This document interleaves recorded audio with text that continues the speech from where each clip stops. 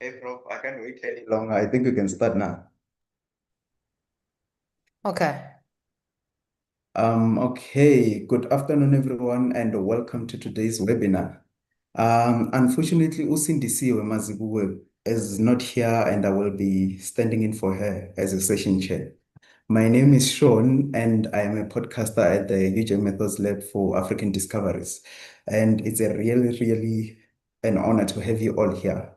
So today we are privileged to have with us Professor Mpho Primus, an NRF-rated researcher, associate professor, and co-director at the Institute for Artificial Intelligence Systems at the University of Johannesburg.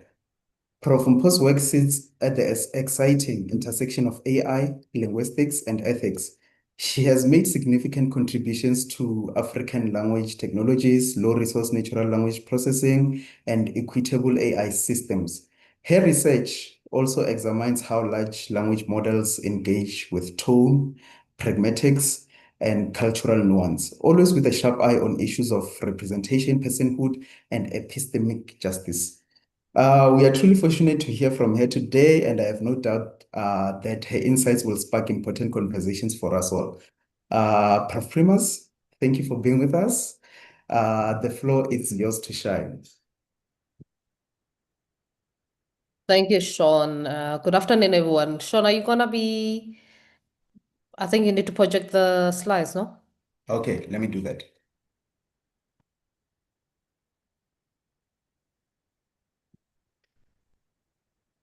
Yes. Can everyone see them now? Yes, they're visible on my end. Okay. So thank you so much, Sean, for the nice introduction and afternoon to everyone. I do understand that we have people coming in from globally. So afternoon, good morning wherever you are, or good evening wherever you are.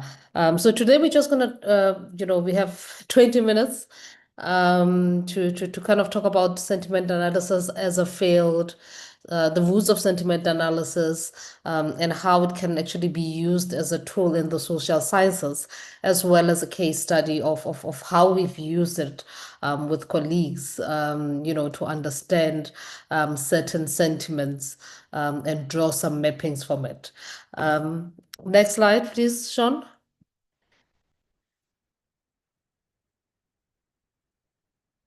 I mean, on the slide, you'll see that at its most basic um, primary goal, it's about detecting polarity. So whether something is positive, negative, or neutral, right? So if I say I love food, is it a positive or negative or neutral statement? And this is as its basic goal of sentiment analysis, or basically how it actually started as a field. Um, but in the social sciences, it's actually much more than that, because we're not trying to just measure emotions. We're trying to interpret meaning, context, and nuances, right? Because we know that language carries more than just meaning. It reflects ideologies, it produces identities, and more often than not, and we see this a lot, right, on social media, it encodes solidarity and conflict in very subtle ways. So this is why then we are going to frame the goal here moving on for this presentation beyond polarity, but to capture contextual meaning. And some of the key applications that sentiment analysis has been used, would be, for instance, in discourse and ideology analysis, right? To uncover narratives that shape public debate.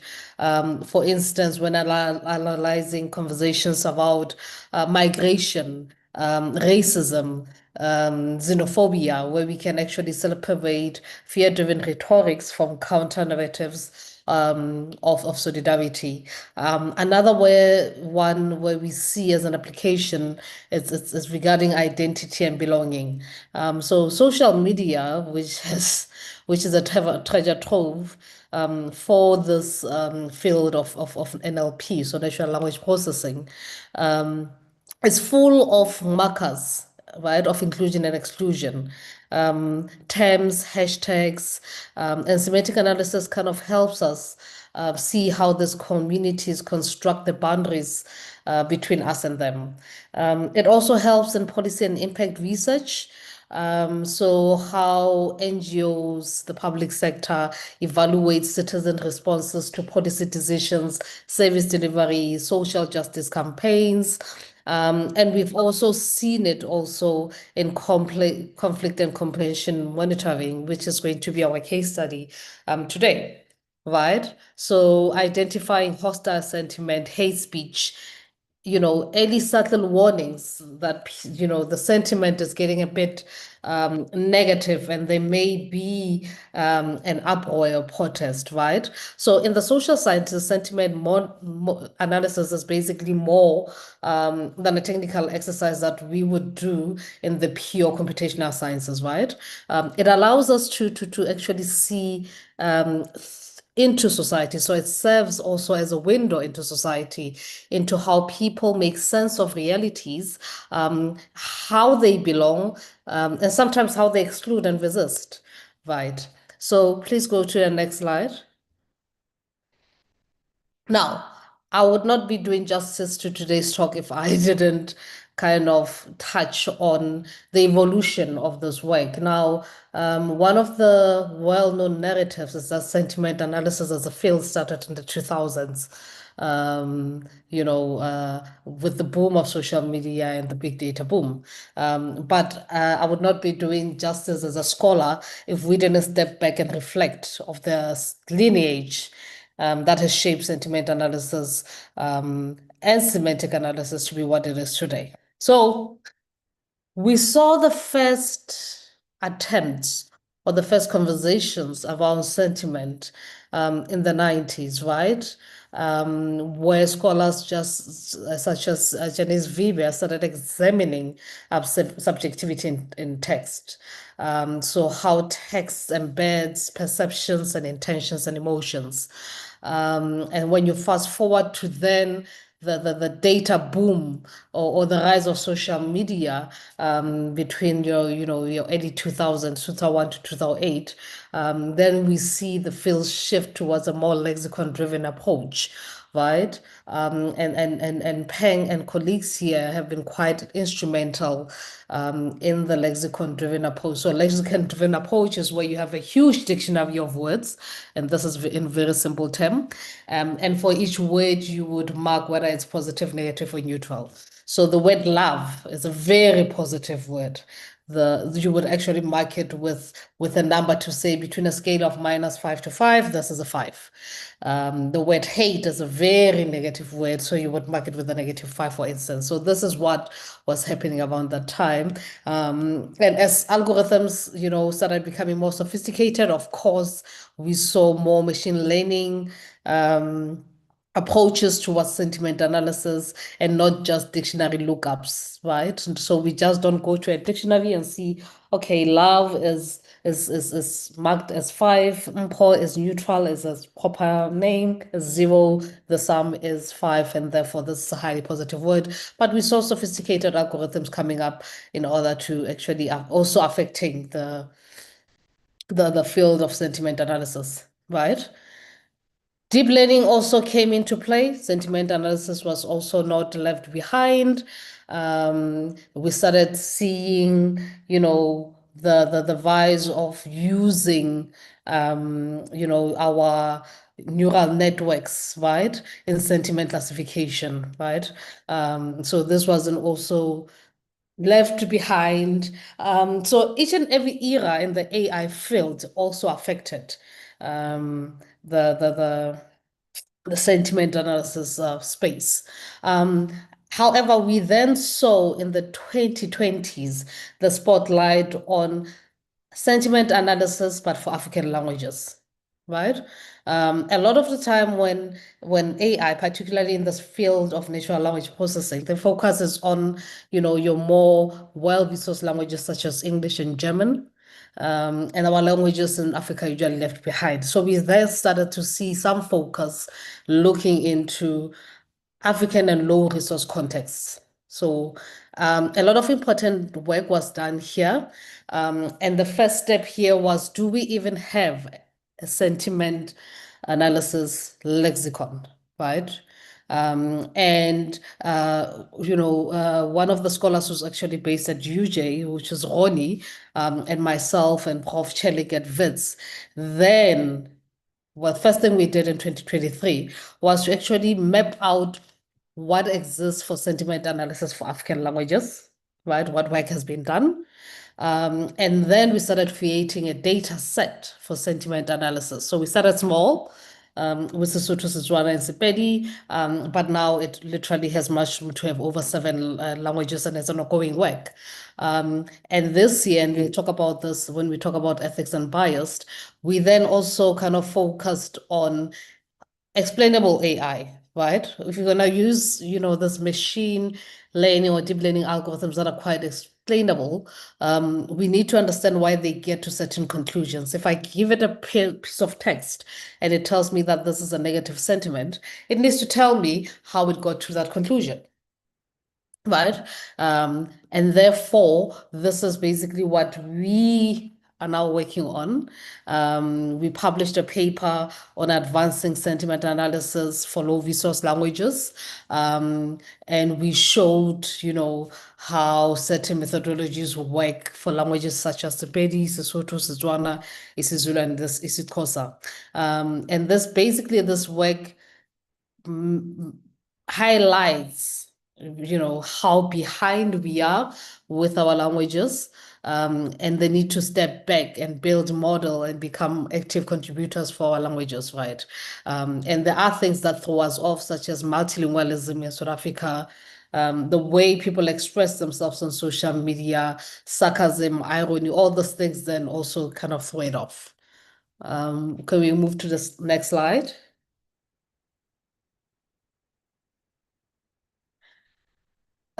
Just a second, guys. Apologies, I'm a bit sick.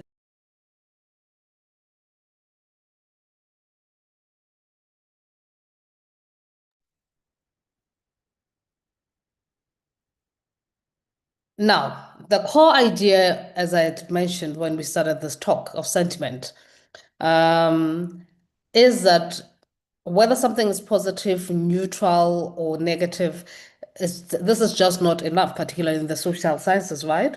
And if we stop there, we actually miss deeper levels of how people communicate. So for instance, think about, and everyone has probably said this is South African, great, and now another power outage, right? A simple sentiment model may flag this as positive because of the word great. Great is a highly positive word, right? But in reality, this is sarcasm. And only by looking at the semantic meaning, the context, and the intent can we really understand what is being said here. Right. And this is where sentiment analysis becomes quite an important tool, especially in the social sciences, because it allows us to move beyond metrics, but into contextual understanding of society. Right. For instance, in policy research, sentiment tools or sentiment analysis tools can reveal how citizens respond to government decisions, crisis and service delivery. So how, for instance, the COVID response, for instance, right? The response to load shedding, right? So these tools can actually help us reveal the patterns as to how people react in times of crisis. It also helps us unpack identity and power dynamics. It also helps us with discourse analysis, how language shapes ideologies. How does misinformation spread? Because it's really not about just what people are saying, but also the meaning that sit behind the weight. So the key message here is that sentiments tells us the mood. Semantic analysis then tells us the story. And in the social sciences, we know we want the holistic story. So I want to hone into the case study where we see real life application of this field in understanding human behavior and how people view certain, you know, the us and them and the politics of identity. If you go to the first slide. So as we know, xenophobia is basically hostility. You can go to the next slide shot. Prejudice, discrimination against people of other countries or ethnic groups. While this manifests globally, we know this, we see this. We did a study that focused on South Africa, right? Where xenophobia has very deep socio-economic and political roots that affect both local and immigrant communities, right? And we know that this is not just a South African issue. This is a bigger issue than all of us. So if you go to the next slide. So one of the things that prompted the study is that, and this is one of the second studies that we worked on. The first study was basically using sentiment analysis to kind of map gender based on the sentiments a user says on the then Twitter, right? And then we then did the same study on eviction, and xenophobia was then prompted by the rise of the Tutula movement that started in Soweto. And we wanted to map out if the sentiments that are expressed online at a certain point in time, the same or similar to the sentiments that are being perpetuated by the media, by certain key figures.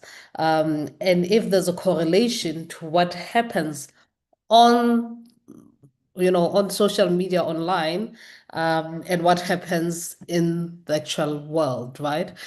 So when there's a rise in rhetoric and there's a movement happening or resistance happening, particularly maybe for instance in Soweto, do we see a rise in xenophobic attacks um, happening also in the same region? So basically this is what we're trying to do. And this study, as you can see, is laid by foundations, you know, by prior studies that actually showed the role that social media plays in spreading both hate speech and also activism. So if you can go to the next slide. Now, the first thing that we did was we then use social media, right? This is a treasure trove. And we actually looked at data between 2017 and 2022, and we wanted to only focus on South Africa. The nice thing about social media is that you can get your nice, at that time, before it became X, we got geotag tweets, um, only for South Africa, only for a certain limited amount of time. And we started playing with hashtags, right? So hashtag Dudula, hashtag Jollof, hashtag Nigerians must go, drug lords, all these things. This is basically what we then use. And our data was literally taken out of social media, right? Because there are real consequences of social media in xenophobic attacks. For instance, a report by Africa Check basically shows us how fake news about immigrants are usually circulated on platforms like WhatsApp, right? One of the viral videos in 2018 was about Nigerians kidnapping South African children. And this led to very violent reprisals against foreign-owned um, businesses. So if you can move to the next slide. And okay, we can just then, in the interest of time, the next one after this one. Thank you. And what we then found, right, through a lot of modeling and using of hashtags and scraping the internet, we identified 10 distinct topics um, in with the data set that we actually created. And this actually allowed us to get some insights around xenophobia, right, including social, legal, and public opinion. Many of the tweets highlighted the belief that immigrants were actually taking jobs from locals. Another common topic was around the frustration of the government not doing anything. And one thing that actually also came up was the activism around the legal protection for immigrants in South Africa. So the way people were saying, look, this is happening, this cannot happen. We need legal protection for the immigrants, right? And based on the number of the years that we took in, we saw that 2022 emerged as a very, very important period. We saw a spike in the volume of tweets discussing xenophobia. And, the number of likes and retweets people were getting in 2022 compared to the other years. However, the year 2017 recorded literally the highest frequency of attacks against immigrants, right? And this basically marked a very important trajectory of online discussion or the mapping of online discussions with real world violence related to xenophobia. Our findings, as you can see, according to which region, you can see that Gauteng is leading there. And Mpumalanga is actually has the least number of reported attacks based on the data set and also what was reported on mainstream media. So please go to the next slide. Yeah, the next one. Now, having done the study, a lot of things were kind of highlighted, right? There are a bit of issues that come up when you do sentiment analysis research or when you apply semantic tools, particularly in our languages. Now, one of the biggest problems about the South African case, South Africa is a very high multilingual society, so people code switch a lot.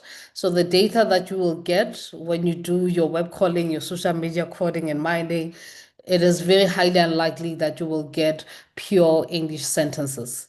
So you're going to get a very large number of code switching in a single sentence. So how do you then translate without losing meaning becomes very important. We also have cultural idioms, where the literal translation and the figurative translation are just not the same. So how do we also handle that in our languages, right? How do we also ensure that in languages where tone changes meaning? So Mpho means I'm Mpho. Mpho means he or she is Mpho. So this change in tone, which is not reflected in text, but it's basically sits on the mental models of native speakers, is not reflected in text, but changes meaning. How does that then affect, the sentiment or the intended meaning or the context of the actual sentence or sentiments being expressed? There's also, I think those who do ethical research will have to agree. There's a problem that because we use the internet and social media as a data source, there's also the issue of privacy and consent, right? We are analyzing sensitive discourses on social media without really expressed consent from the participants. And yes, someone can say, well, if it's online, it's just forever, everyone has access to it, it's free game. Is it really free game? And is it ethical and moral is another question. But in the absence of data, then how does this field then move on if we cannot access social media data or the data on the internet? Finally, explainability. And explainability, by the way, is not a sentiment analysis problem. It's not a computational social sciences problem. It's an AI problem, right? When our model says this tweet expresses a negative sentiment, the question is why? And usually those tools cannot explain how they arrive to certain conclusions. And this is why the fields such as the social sciences have traditionally shied away from any AI tools and the applications in the field, because it's basically, if we don't understand how they arrive to certain results and they're just boxes with outputs with little accountability, then we cannot trust and therefore we cannot use them. So the key takeaway here is that the issue with sentiment is the issue that we have with a lot of AI tools, right? Even though they are powerful, even though they make our lives easier because they tend to do certain things quicker, we must be very clear to say we do have issues of bias, we do have issues of cultural and language complexity, and those models are not built for our languages, and therefore they struggle to handle our languages. We have to deal with issues of privacy and consent. If we're gonna use the internet as a data source, and explainability also needs to be central if AI is going to serve the social sciences in a way that is ethical, accurate, and truly inclusive. So lastly, for the last minute, I would just like to give my key takeaways on where the field will be moving forward and an exciting time for the social sciences. In the next slide, Sean. Firstly, we need to move beyond text, right? Human communication is never just words. Right. It's gestures, it's the tone in my voice. There are cultural nuances that also needs to be brought into place. There are, certain cultures where there are certain cues where when a sentiment expressed to your mother-in-law is not the same as to your mother, even though you may use the same words. So all this needs to be taken into consideration. Therefore, we need models that move beyond text or tweets and quotation marks, but images, audio, and video, right? For a tweet with, an image or a TikTok video gives us more sentiment than just when alone. We also need to think about resourcing our languages. As I said, we do not have a lot of data, that is there for our languages. How do we then move beyond it and still innovate in the absence of large data sets? Finally, it is quite important to partner with everyone, so co-create solutions. As we all know, a lot of solutions are created by computer scientists and engineers who are not subject matter experts and then get deployed to, sectors or to scientific fields. And the experts then are like, but this is not how things work. So cross-disciplinary collaboration becomes quite key. So the vision here, for my end, is that we need models that are a bit more human and reflect humans and societies that they're built for. We need to integrate across modalities, so beyond text. We need to be cognizant of the complexity of the society and the languages. And we also have to be interdisciplinary in terms of how we design the models. And this is basically the future we should be moving towards. So thank you so much, Sean. And I'm just going to end here.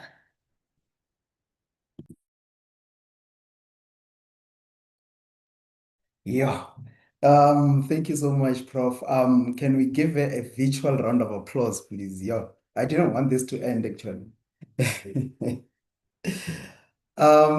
Yeah, thank you so much. Thank you, Prof, for that engaging and thoughtful presentation. We now have some time for questions. Please feel free to drop your questions, discussions on the drop chat, and we're gonna have a poll that's gonna pop up there. If you can please sign it while we're still asking questions and discussing, we'd be happy. It's just 4 questions. Thank you.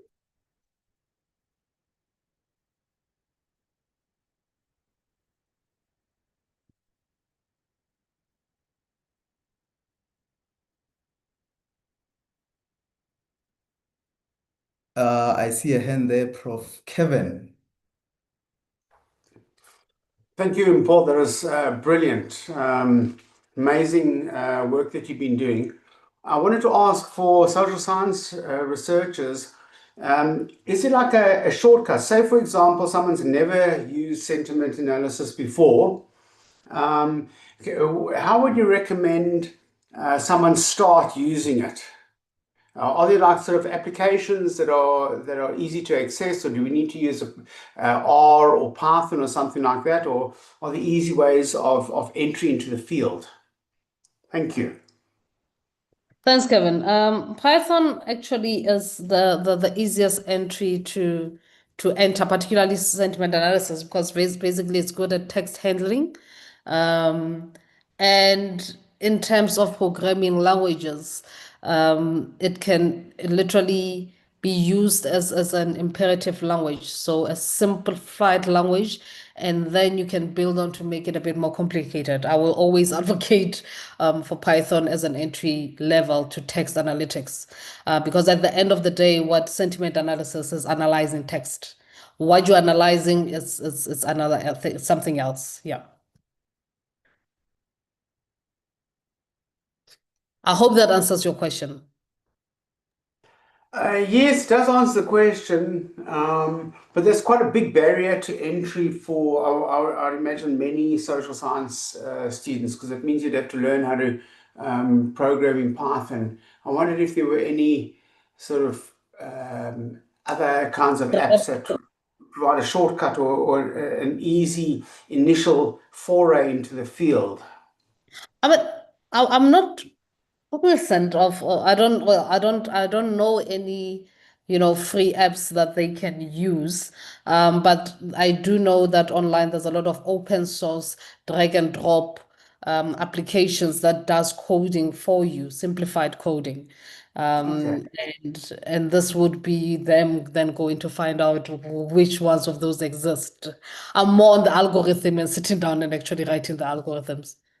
Yeah, because I Yeah. know normally the algorithm itself is just a line of code, so it's not a big thing to do. But well, maybe we should think about inviting you back at a future stage, like sort of almost like a little workshop to show us how to do that. Yeah, Um, of course. Yeah, some basic text analytics. yeah. Okay. Yeah. Lovely. Thank you. Paul. That's it Thanks, from me. Kevin.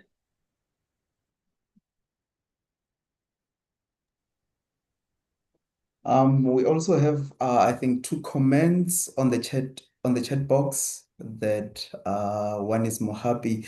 It says with the xenophobia study, could it be that the reason why Mpumalanga has a low reporting of attacks compared to Gauteng could be a difference in digital access to say most people in Mpumalanga don't have phones to tweet about the occurrence, hence the little reporting. And if this is the case, how can we account for that limitation when doing sentiment analysis based on different regions? Um, I think then the first question would be, what is the digital penetration in Mpumalanga? What is the presentation of the Mpumalanga population on social media? I need us to be quite very cognizant that social media, particularly in South Africa, is not reflective of the country, right? The biggest social media platform is Facebook, and Twitter, or formerly Twitter, I think at that time represented less than 40% of the population. So it's not an overall representation. That's why you need to map it against other sources. You cannot just take what happens on social media as the gospel, right? What we did is that we mapped it with reported traditional media. Um, reportings at the time to say, okay, if there's a spike on this day, what did this newspaper report on in that fashion? But yeah, this is a very valid point. It also points to the bias in terms of when we talk about influencing policy, is that those policymakers cannot just take social media as the gospel truth. Okay, Yeah. I hope I'm happy wherever he is, he's happy with the comment. But this will be the last one due to time. It's just a comment from Hilton. Cross-disciplinary teams, last slide, should also include engineers and developers. They are the ones who develop these models. Of course, it should. I mean, there's no models without scientists and engineers. But also scientists and engineers are not subject matter experts. And therefore they should not be relegated to being subject matter experts. That's why we need the experts inside the rooms. What we are seeing now, with the rise of these tools and technologies in our societies, and the marketing behind them is that engineers and computer scientists are now being positioned as linguists, as social scientists, and this is not the case. And more often than not, there's a reason these tools usually fail when they're deployed into society. So that is a very fair comment, yeah. Thank you once again, Prof, for sharing your insights with us today. And thanks to everyone who joined and contributed to the discussion. Before we close, I'd like to let you know about the upcoming podcast of our African Discoveries that touches on AI and Africa's digital future. Please keep an eye on our social media platforms. And with that being said, I officially close today's webinar. Wishing you all the best for the rest of the day. Thank you.